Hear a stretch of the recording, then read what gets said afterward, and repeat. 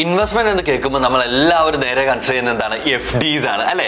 FD ആകുമ്പോൾ safe ആണ്, നമുക്ക് നല്ല റിട്ടേൺസ് കിട്ടും എന്നാണ് എല്ലാവരുടെയും ഒരു എക്സ്പെക്ടേഷൻ. എന്നാൽ ഇതിന്റെ റിയാലിറ്റി എന്താണ്? ഏത് FD ഇടാം, ഇല്ല ഏത് FD ആയിരിക്കും നമുക്ക് ബെറ്റർ ആയിട്ടുള്ളത്? ഇതൊരു ഡീറ്റെയിൽ വീഡിയോ ആയിരിക്കും നമ്മളിവിടെ ചെയ്യാൻ പോകുന്നത്. This is me Arun here, your coach, your mentor, your trainer in trading.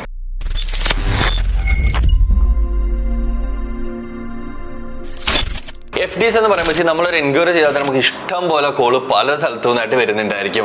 5% തരാമെന്ന് ചിലർ പറയും, ചിലർ 6, ചിലർ 7, ചിലർ 10 കൂടുതൽ തരാമെന്നും പല ബാങ്ക്സുകളും വിളിച്ച് പറയാറുണ്ട്. എന്നാൽ ഏത് ബാങ്ക് എടുക്കണം, ഇല്ല ഏതായിരിക്കും ബെറ്റർ എന്നുള്ളതൊക്കെ നമ്മൾ തീരുമാനിക്കണം അല്ലേ. അപ്പൊ അതിനു മുമ്പ് ഒരു കാര്യം നമ്മൾ മനസ്സിലാക്കണം. അതായത് നമ്മൾ ഈ ഇൻവെസ്റ്റ് ചെയ്യാൻ പോകുന്നില്ല, നമ്മൾ FD ഇടാൻ പോകുന്ന ബാങ്ക് എത്ര സെക്യൂർ ആണ് എന്നുള്ളത്. നമ്മൾ ഈ ഒരു പ്രൈവറ്റ് ബാങ്ക്സിലൊക്കെ കൊണ്ടിടുമ്പോൾ അവർ 10ഉം 12ഉം തരാന്നൊക്കെ പറയും. ബട്ട് എന്നാൽ എന്തെങ്കിലും പ്രശ്നം പറ്റി കഴിഞ്ഞു കഴിഞ്ഞാൽ നമുക്ക് ആ പൈസ, നമ്മുടെ പൈസ നമുക്ക് തിരിച്ചു കിട്ടുമോ ഇല്ലയോ എന്നൊരു കൺസേൺ നമുക്ക് തീർച്ചയായിട്ടും നമ്മൾ നോക്കണ്ട. FDs സേഫ് തന്നെയാണ്, പക്ഷേ ഇൻവെസ്റ്റ് ചെയ്യുന്ന സ്ഥലം നമ്മൾ തീർച്ചയായിട്ടും നമ്മൾ സൂക്ഷിക്കേണ്ടതായിട്ടുണ്ട്.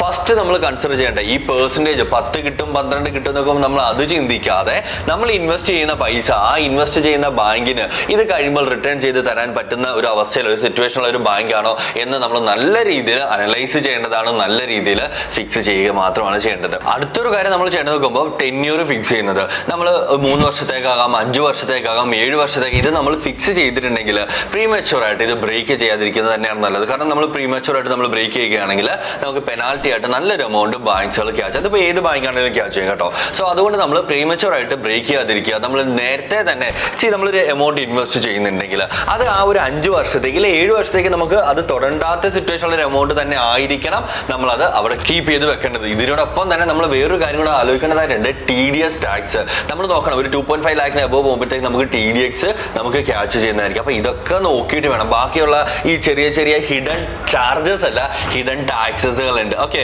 അപ്പൊ ഈ ടാക്സസുകളൊക്കെ നമ്മൾ നന്നായിട്ട് അനലൈസ് ചെയ്തിട്ട് വേണം ഇവിടെ ഇൻവെസ്റ്റ് ചെയ്തിട്ട് നമുക്ക് ആ റിട്ടേൺ വരുന്നത് നമ്മൾ ശ്രദ്ധിക്കേണ്ടതായിട്ടുള്ളത്. ഇതുപോലെ തന്നെ ഇപ്പം ലെറ്റ്സ് സേ നമ്മളുടെ ഫാമിലി ആണെങ്കിൽ രണ്ടുപേരുണ്ട്.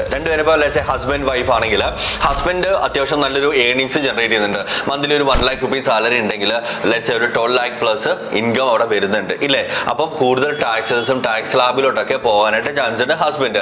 അതേസമയം വൈഫ് എന്ന് പറഞ്ഞാൽ ലൈക്ക് ഹൗസ് വൈഫ് ആണ് എന്നുണ്ടെങ്കിൽ ഡെഫിനറ്റ്ലി നമുക്ക് ഹൗസ് വൈഫിന്റെ പേരിൽ നമ്മൾ ആ ഒരു FD സ്റ്റാർട്ട് ചെയ്യുകയാണെങ്കിൽ ടാക്സ് ലാബിന്റെ ബേസിൽ വരുന്ന എക്സ്ട്രാ TDSസോ കാര്യങ്ങളൊക്കെ നമുക്ക് അവിടെ അവോയ്ഡ് ചെയ്യാവുന്നതാണ്. അത് നിങ്ങളുടെ പേഴ്സണൽ പെർസ്പെക്റ്റീവ് ആണ്, പേഴ്സണൽ ഡിസിഷൻ മേക്കിംഗ് ആണ്. ബട്ട് എന്നാൽ ഈ ഒരു വേറെ അനാവശ്യമായിട്ടുള്ള നമ്മുടെ വേറെ ടാക്സ് ലാബിലോട്ട് നമ്മൾ പോകാതിരിക്കാനായിട്ട് ഇത് നമ്മളെ തീർച്ചയായിട്ടും ഇത് ഹെൽപ്പ് ചെയ്യുന്നതായിരിക്കും. അപ്പൊ നമുക്ക് ഈ SBI പോലത്തെ ബാങ്ക്സ് ഒക്കെ അത്യാവശ്യം കുഴപ്പമില്ലാതെ ഒരു 5 to 5.5 തരുന്നുള്ളൂ. പക്ഷെ എന്നാൽ അവരുടെ പാസ്റ്റ് ഹിസ്റ്ററി എടുത്ത് നോക്കിയാലോ റിട്ടേൺസ് ഒക്കെ അത്യാവശ്യം നല്ല രീതിയിൽ തന്നെ നടന്നിട്ടുണ്ട്.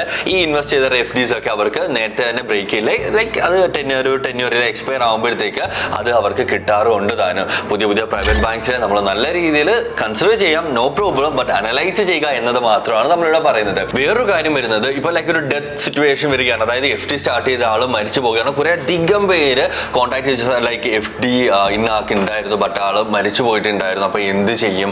അപ്പൊ ഈ ഒരു സിറ്റുവേഷൻ വരുമ്പോഴത്തേക്ക് നോമിനി ആയിട്ടുള്ള ആൾക്ക് ആ പൈസ എടുത്തിട്ട് യൂസ് ചെയ്യാമെന്നുള്ളതല്ല, ആ നോമിനി ആഡ് ചെയ്യുമ്പോഴത്തേക്ക് നമ്മൾ ഏറ്റവും നിയറസ്റ്റ് ആയിട്ട് ഒരാളെ തന്നെ നമ്മൾ ആഡ് ചെയ്ത് വെക്കുക. സോ ദാറ്റ് ലൈക്ക് ആ ആൾക്ക് ആ ഒരു ഫണ്ട് എടുത്തിട്ട് ആർക്കൊക്കെ കൊടുക്കണം എന്നുള്ളത് ഫൈനലൈസ് ചെയ്യാനായിട്ട് സാധിക്കുന്നതുമായിരിക്കും. അപ്പൊ നമ്മൾ ആദ്യം പറഞ്ഞൊരു കാര്യം ഉണ്ടായിരുന്നു. അതായത് ഈ ബാങ്ക് നമുക്ക് പൈസ റിട്ടേൺ തരുമോ? ഇപ്പൊ ചില ബാങ്കുകൾ ചിലപ്പോൾ അവര് ലൈക്ക് എന്തെങ്കിലും സർട്ടൻ സിറ്റുവേഷൻ ബാങ്ക്രപ്റ്റ് ആകുക എന്തെങ്കിലും നടന്നു കഴിഞ്ഞാൽ നമ്മൾ ഇൻവെസ്റ്റ് ചെയ്ത് നമ്മൾ ഈ സേവ് ചെയ്ത് വെച്ചിട്ടുള്ള നമ്മുടെ FDs എന്താകും ഇല്ല എന്താകും നമുക്ക് നല്ലൊരു ഡൗട്ട് ഉണ്ട് ഇല്ലേ. ഇവിടെ നമുക്ക് നോക്കേണ്ട കാര്യം എന്ന് വെച്ചാൽ നമ്മൾ ഇൻവെസ്റ്റ് ചെയ്യുമ്പോൾ ഡെഫിനറ്റ്ലി നിങ്ങൾ നോക്കേണ്ട ഒരു കാര്യമുണ്ട്. നാഷണലൈസ്ഡ് ബാങ്ക് ആകാം, പ്രൈവറ്റ് ബാങ്ക് ആകാം, കോർപ്പറേറ്റ് ബാങ്ക്സ് ആകാം, വാട്ട് എവർ ഇറ്റ് ഈസ്, എന്ത് തന്നെ ആണെങ്കിലും നമ്മൾ നോക്കേണ്ട ഒരു കാര്യം ഇത് RBIയുടെ അണ്ടറിലുള്ള ബാങ്ക് തന്നെയാണോ എന്ന് നോക്കണം. Okay fine, right. RBIയുടെ അണ്ടറിലുള്ള ബാങ്ക് ആണ് എന്നുണ്ടെങ്കിൽ നമുക്ക് 5 ലക്ഷം രൂപ വരെ ഇൻഷുറൻസ് കിട്ടും. അതായത് ഇപ്പം 5 ലക്ഷം രൂപയുടെ FDs ഒക്കെ നമുക്ക് തിരിച്ച് 5 ലക്ഷം രൂപ എന്തായാലും ഗവൺമെന്റ് നമുക്കത് കിട്ടുന്നതായിരിക്കും. അതല്ല നിങ്ങളൊരു 10 ലക്ഷം രൂപ, 15 ലക്ഷം രൂപ, 20 ലക്ഷം രൂപയാണ് FD ഇട്ടിട്ടുള്ളതെന്നുണ്ടെങ്കിൽ ഡെഫിനറ്റ്ലി നമുക്ക് അവിടെ നിന്ന് ചെയ്യാൻ പറ്റുന്ന കാര്യം എന്ന് വെച്ചാൽ ലൈക്ക് അതിൽ നിന്നൊരു 5 ലക്ഷം രൂപ കിട്ടും. അതിൽ കൂടുതൽ നമുക്ക് കിട്ടുന്നതായിരിക്കില്ല. 5 ലക്ഷം രൂപയുടെ ഇൻഷുറൻസ് RBIയിൽ നിന്ന് നമുക്ക് എന്തായാലും അവിടുന്ന് കിട്ടുന്നതായിരിക്കും. വേറൊരു കാര്യം കൊണ്ടുണ്ട് FDs വെച്ചിട്ട് പലരും യൂസ് ചെയ്യുന്നില്ല. ആക്ച്വലി ഇത് നമ്മളൊരു 10 ലക്ഷം രൂപയുടെ FD ഇടുകയാണെങ്കിൽ നമുക്ക് ഇഷ്ടംപോലെ ലോൺസ് അലോക്കേറ്റ് ചെയ്യാൻ പറ്റും. ആ ഒരു 10 ലക്ഷം രൂപ ഇട്ട് കഴിഞ്ഞ് കഴിഞ്ഞാൽ പക്ഷെ നമ്മൾ ലോൺ പിന്നീട് അത് കംപ്ലീറ്റ് ചെയ്ത് കഴിഞ്ഞാൽ നമുക്ക് FD ബ്രേക്ക് ചെയ്യാൻ പറ്റത്തുള്ളൂ. അങ്ങനെ ഒരു സിറ്റുവേഷൻ ഉണ്ട് കേട്ടോ. അപ്പൊ ആ ലോൺസ് ഒക്കെ നമുക്ക് എടുത്തിട്ട് നിങ്ങൾക്ക് ഒരു ബെറ്റർ റിട്ടേൺസ് ഏറ്റവും സിമ്പിൾ ആയിട്ട് കുറെ അധികം പേര് ചെയ്യുന്ന കാര്യമുണ്ട്. ഇപ്പൊ FD ഇട്ടു ഒരു ഒരു 10 ലക്ഷം രൂപ നിങ്ങൾ FD ഇട്ടു, എന്നിട്ട് നമുക്ക് ലോൺ കിട്ടുകയാണ്, ഒരു 8 ലക്ഷം രൂപ അല്ലെ 7 ലക്ഷം രൂപ നമുക്ക് ലോൺ കിട്ടുകയാണെങ്കിൽ ആ 7 ലക്ഷം രൂപ നമുക്ക് അത്യാവശ്യം നല്ലൊരു റിട്ടേൺസ് ജനറേറ്റ് ചെയ്യാൻ പറ്റുന്നുണ്ടെങ്കിൽ സൂപ്പർബായിരിക്കും. അവിടെ നിന്നുള്ള ഇൻട്രസ്റ്റ് റേറ്റും കുറവായിരിക്കും നമുക്ക് കിട്ടുന്നത്.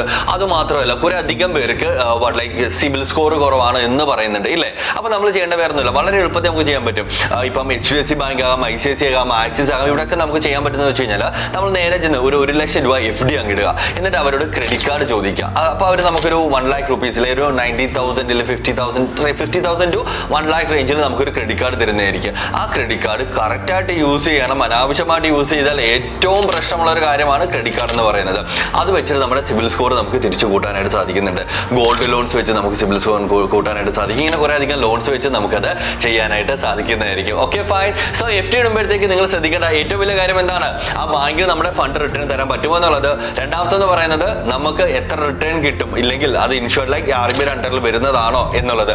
പിന്നെ നമ്മൾ ശ്രദ്ധിക്കേണ്ട ഒരു കാര്യം എന്ന് വെച്ച് കഴിഞ്ഞാൽ ടാക്സ് ലാബിന്റെ കാര്യമാണ്. നമ്മൾ എല്ലാം നമ്മളുടെ പേരിൽ വേണമെന്ന് വിചാരിക്കാതെ നമുക്ക് ബെറ്റർ ആയിട്ട് സ്മാർട്ടായിട്ട് തിങ്ക് ചെയ്തിട്ട് നമ്മുടെ ലൈക്ക് തൊട്ടടുത്ത റിലേറ്റീവ്സ് ആകാം, ലൈക്ക് നമ്മൾ മക്കളുടെ പേരിലാകാം, ഇല്ലെങ്കിൽ ലൈക്ക് വൈഫിന്റെ പേരിലാകാം, ഇല്ല പേരൻസിന്റെ പേരിലാകാം. നിങ്ങൾ അത് ഇൻവെസ്റ്റ് ചെയ്ത് കഴിഞ്ഞാൽ അല്ലെങ്കിൽ ഏറ്റവും ലോവസ്റ്റ് ഇൻകം ഫാമിലോട്ട് കൊണ്ടുവരുന്ന ആരാണ് അവരുടെ പേരിലാണെങ്കിൽ നമുക്ക് അനാവശ്യമായിട്ടുള്ള ടാക്സ് ലാബിലോട്ട് ജമ്പ് ചെയ്യുന്നത് കുറയ്ക്കാവുന്നതാണ്. സോ ഈ ഒരു വീഡിയോ നിങ്ങൾക്ക് അത്യാവശ്യം യൂസ്ഫുൾ ആയിട്ടുണ്ടെന്ന് തന്നെ ഞാൻ വിശ്വസിക്കുന്നുണ്ടെങ്കിൽ താഴെ കമന്റിൽ മെൻഷൻ ചെയ്യുക. എങ്ങനെ ഉണ്ടായിരുന്നു, നിങ്ങൾക്ക് ഇനിയും കൂടുതൽ കാര്യങ്ങൾ അറിയണമെന്നുണ്ടെങ്കിൽ അതിനെ പറ്റിയ ചോദ്യങ്ങൾ കമന്റിൽ ഇടുക. തീർച്ചയായിട്ടും നമ്മളത് വാല്യൂ ചെയ്യുന്നതായിരിക്കും. തീർച്ചയായിട്ടും അതിന്റെ കാര്യങ്ങൾ നിങ്ങളിലേക്ക് എത്തിക്കുന്നതായിരിക്കും. So that's it. നമുക്കപ്പം അടുത്ത വീഡിയോ കാണാവുന്നതാണ്.